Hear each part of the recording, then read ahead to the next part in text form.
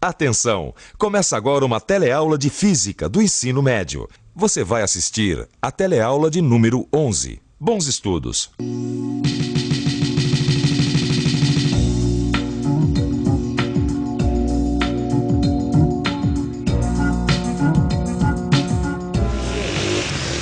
No corre-corre de todo dia, muitas vezes a gente não tem tempo de prestar atenção nas coisas. Você já reparou, por exemplo, como uma coisa aparentemente simples, como o movimento de rotação, faz parte do nosso dia a dia? Os veículos nas ruas, as máquinas nas fábricas, estes são apenas alguns exemplos de como o movimento de rotação está presente no seu cotidiano. Até o nosso querido planeta mantém constante a inclinação do seu eixo, graças a seu movimento de rotação. Por isso é muito importante conhecer as propriedades do movimento de rotação, tanto do ponto de vista da tecnologia, quanto do ponto de vista do cotidiano. E é exatamente este o assunto desta teleaula. Na teleaula de hoje você vai conhecer melhor o movimento de rotação. Vai saber o que é movimento periódico, período, frequência e velocidade angular. E também vai aprender o que é movimento circular uniforme. E agora vamos dar uma voltinha, porque a nossa teleaula está apenas começando.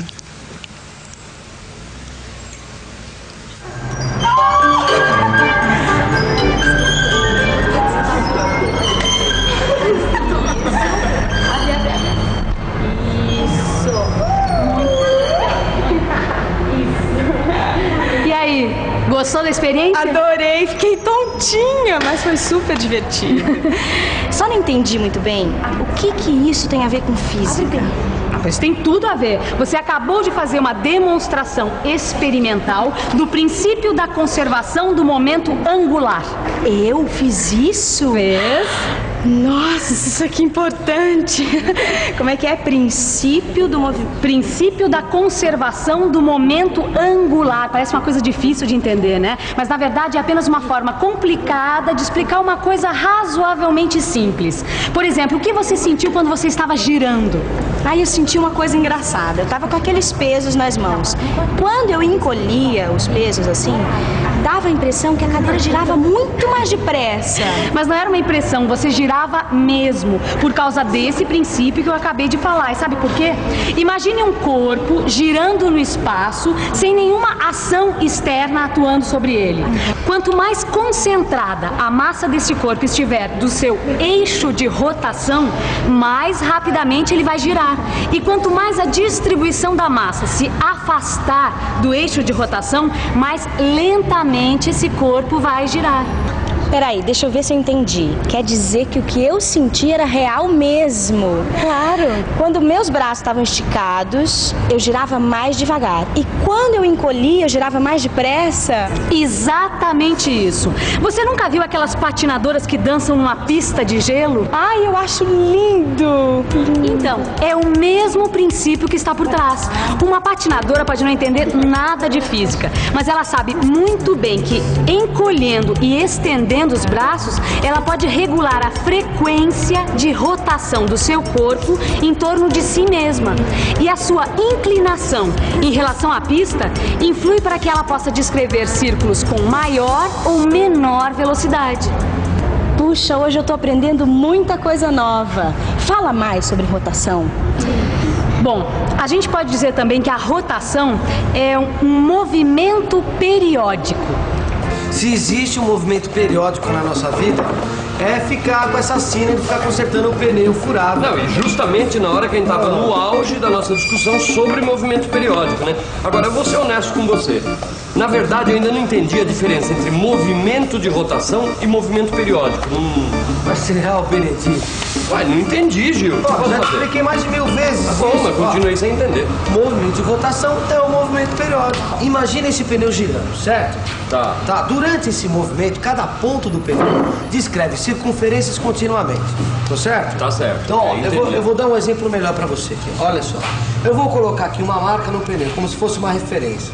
Tá. E outra referência aqui no chão, tá certo? Tá. Ó. Então, olha, o pneu vai passar várias vezes pelo mesmo ponto, tá certo? Bom, se Um ponto passa várias vezes pela mesma posição, há um intervalo de tempo mínimo para que ele passe 2 vezes pela mesma posição. Esse intervalo de tempo que ele gasta para descrever uma volta ou um ciclo é chamado de período do movimento. Ah, agora eu vi vantagem de parar na borracharia. Quer dizer que tudo aquilo que a gente estava lendo sobre frequência é o número de vezes que esse ponto toca o chão. É isso? Tá certo. Mas olha, tem uma maneira melhor de se falar isso. O número de ciclos descritos em uma unidade de tempo é a frequência desse próprio movimento. Mas peraí, como assim unidade de tempo? Não entendi isso aí. Peraí, deixa eu ver se eu consigo te dar um exemplo melhor. Já sei. Imagina uma polia de um carro, sabe? Polia do motor? Sei. Então, já imaginou isso? Certo. Tá, ó. Se cada ponto da polia de um motor descreve 600 ciclos por minuto, qual a frequência que ele gira? Bom, diria que é uma frequência de 600 ciclos por minuto, não é isso? Ah, tá certo. Só que nesse caso, em vez de ciclos, usa-se rotações. Então fica assim, 600 RPM. Logo, nesse caso, a frequência é de 600 rotações por minuto. Entendeu? Tá certo. A frequência de um motor do carro é medida assim, né? Pelo menos tem um relógio lá dentro marcando RPM, rotações por minuto. Mas e se em vez da gente calcular a frequência em rotações por minuto, se a gente resolvesse usar, por exemplo, o Sistema Internacional de Unidades? Não teria problema algum, Rosinha, só que aí a unidade de tempo seria o segundo. Então, se a polia de um motor gira com uma frequência de 600 ciclos por minuto, se nós adotarmos o Sistema Internacional de Unidades, essa polia vai descrever 600 ciclos em 60 segundos, certo? Então, para calcular, para achar a frequência, é só fazer o cálculo de 600 ciclos dividido por 60 segundos, que vai dar 10 ciclos por segundo. E essa unidade, ciclos por segundo, é chamada de Hertz. E o símbolo é H maiúsculo e Z minúsculo. Então quer dizer que a frequência daquela polia no SI seria 10 Hz. Exatamente, é fácil, não é? E é fácil também ver que 1 Hz é igual a 60 rotações por minuto. Mas tem uma outra coisa que eu não entendo muito bem nessa história de rotação. É a tal da velocidade angular. Mas também não é complicado, quer ver? Imagine um disco que está girando. Agora imagine que esse disco gire num determinado intervalo de tempo. Vamos chamar esse intervalo de tempo de ΔT. Neste intervalo, os raios descrevem ou varrem um determinado ângulo ΔΦ. A relação entre esse ângulo e o tempo que foi gasto para descrevê-lo é a velocidade angular do disco. Este é o símbolo para a velocidade angular. E a gente pode expressar isso matematicamente dessa forma. Ômega é igual a ΔΦ sobre ΔT. Você já reparou que em física, muitas vezes um termo que parece bastante complicado pode ser observado com muita facilidade no nosso dia a dia? Quer ver um exemplo? Oi, por favor. O que é movimento circular uniforme? Não, eu não sei. É alguma coisa que está movimentando. Circular, circulando e uniforme, não sei. Ele é igual no geral. Um movimento que não varia? É todo movimento que gira em torno de um círculo na mesma velocidade. É um movimento em círculo, onde a velocidade é constante. Mas o próprio nome, Movimento Circular Uniforme, o MCU, já dá uma dica do que está por trás desse conceito. Agora é só usar um pouco de imaginação. Imagine então um disco girando com velocidade angular constante. Você já viu que a frequência e o período serão também constantes. Aí, neste caso, cada ponto desse disco descreve um movimento circular uniforme. Use mais a imaginação e pense que uma formiguinha esteja sobre esse disco. Você vai estar vendo a formiga descrever um movimento circular uniforme. Ô Gil, eu só não entendi uma coisa. Essa tal da velocidade angular que você está falando é a mesma velocidade que a gente já estudou em outros movimentos, ou não? Não, olha, a velocidade angular é a velocidade em que um ângulo é descrito. A outra velocidade é a velocidade de um ponto, que pode ser chamada velocidade V, sem sobrenome. Entendeu? Pois olha, quando o ponto está em movimento, ele percorre distâncias em um espaço de tempo. Então, ele também tem velocidade. Ah, então agora eu percebi um negócio. Vê se está certo o meu raciocínio. Se a gente resolver calcular o valor da velocidade V de um ponto, vamos dizer, essa marca que você fez com o giz aqui no pneu, com movimento circular uniforme, a gente vai encontrar sempre o mesmo resultado, é isso? É isso aí, porque o ponto percorre distâncias iguais em tempos iguais. Em cada ciclo, o percurso vai ser sempre o mesmo, o comprimento da circunferência.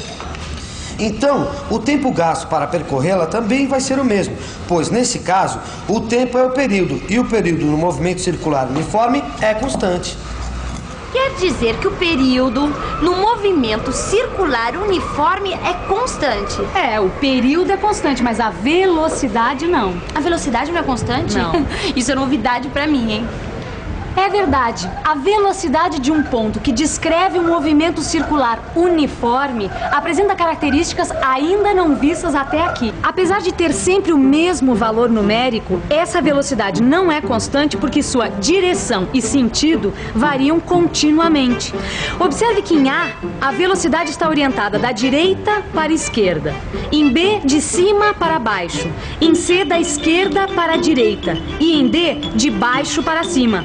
A direção e sentido da velocidade variam em cada ponto. Para isso é necessária uma aceleração orientada para o centro da circunferência, uma aceleração centrípeta. Aceleração centrípeta. Bem, se é centrípeta é porque ela está orientada para o centro da circunferência, certo? É isso aí. Por isso, se um automóvel faz uma curva circular com velocidade constante, ele vai estar acelerando, o que não aconteceria se ele estivesse em linha reta. Mas essa aceleração não vai alterar o valor numérico da velocidade. Ela só contribui para o automóvel fazer a curva, mudando sua direção. Isso lembra uma lei de Newton que tem relação direta com o movimento circular uniforme. Lei de Newton? Mas qual delas? Na verdade, das 3 leis de Newton, 2 têm relação direta com o movimento circular uniforme. Uma delas afirma o seguinte: para que um corpo tenha velocidade constante em trajetória retilínea, a força resultante sobre ela deve ser nula. Como no movimento circular uniforme, a trajetória não é retilínea, já saquei. A força resultante não é nula. Certo. A outra lei estabelece uma relação entre força resultante e aceleração. Se a força resultante é proporcional à aceleração, existindo aceleração, existe a força resultante. Daí, o que você pode deduzir disso? Bem, deixa eu pensar um pouco. Vamos pensar um pouco. Bom, eu já sei que a força resultante é proporcional à aceleração.